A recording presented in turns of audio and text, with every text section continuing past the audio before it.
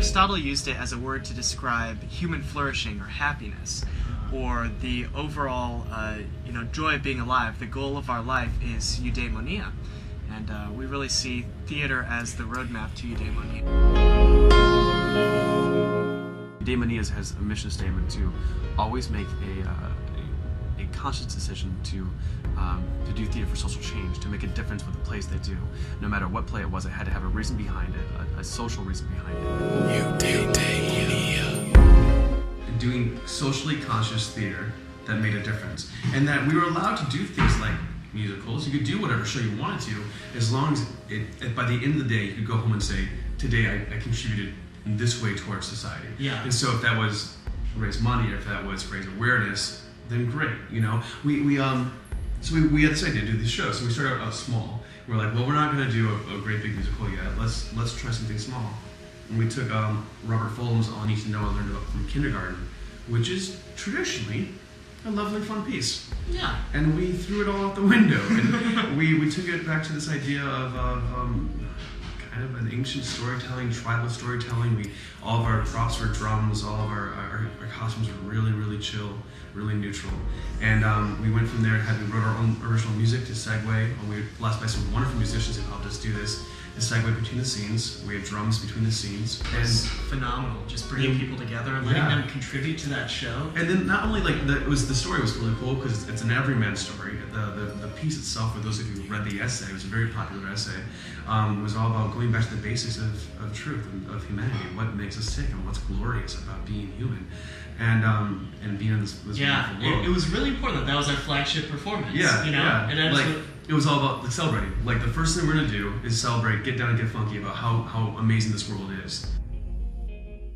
Even the people, you have how do you say this, the people who are maybe older and maybe more established, and you wouldn't think to see them go up on stage, grab a hold of a djembe, and beat the living tar out of it, you know? I look over one time seeing this senior gentleman who's definitely a little bit older and is dressed very much for theater. He's got the whole suit on, and he's wailing on a drum. And I'm like, this is pretty fantastic. Absolutely. And then we worked with Lazarus House and United Way and got some funds going towards them, and it was like, this is totally doable. What's next?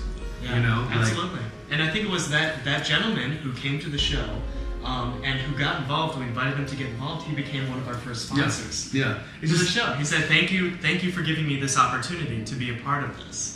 So you formalized your group, and you're a nonprofit organization. Yep. We actually started off. Actually, I think with the mission that we cannot lose money and we cannot fly by the seat of our pants. Right.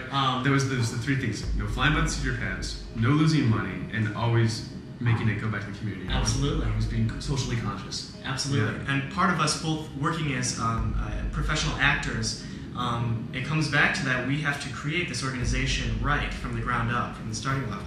So, of course, we incorporated. We got 501c3 status from the IRS. Everything was run as a business, as a business done right, so that we can turn around and serve our communities in the right fashion. I think that's a flip side. Most theater companies who start out they're so focused on the artistic, and that's awesome. That's well and good that they do that. But we're artists, and the business kind of gets tossed over here, and then you see them floundering and stretching, and they're in debt, and we're like, no, we're not going under. We're not going in debt. We're going to do this properly. And it was it's totally kind of a different technique than what is normally done for a theater company. We have done 3 major productions thus far. We did a really large cabaret. So it was our first thing we did just to kind of get ourselves out there.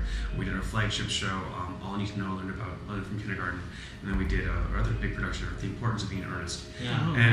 And that was lovely. I wanted to see, if we did the crazy artistic show, let's go try a classic. Let's give it a go. And it went great. We had a great time. We worked for Hanover Park Library, which is next to Schaumburg, and raising some literary awareness and raising some funds for them. And that was really fun.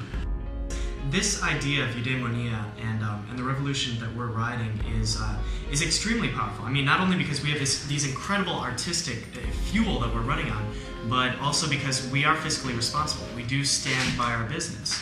And that is why, when you become a part of eudaimonia, you know that we will be here years from now fighting the same battle. Right.